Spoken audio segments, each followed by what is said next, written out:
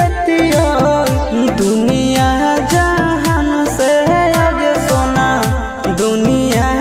जहान से छीन के राहतल छीन लेती हो दुनिया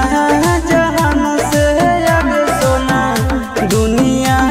जहान से जोड़ी है बनावल भगवान के दुश्मन है इंसान के आगे सोना दुश्मन है इंसान के जोड़ी है बनावल भगवान के दुश्मन है इंसान के आगे सोना दुश्मन है इंसान के।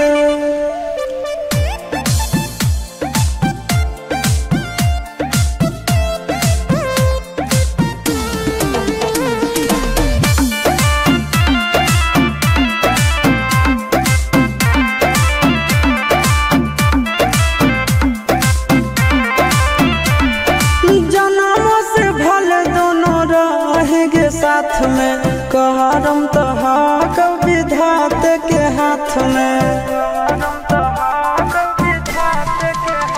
आगे जन्मों से भले दोनों रहेंगे साथ में करम तो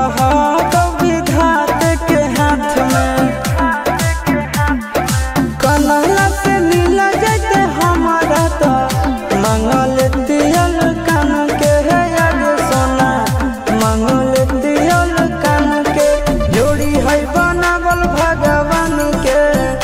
दुश्मन है इंसान के है आगे सोना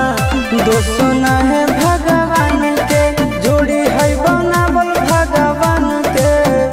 दुश्मन है इंसान के है आगे सोना दुश्मन है इंसान के।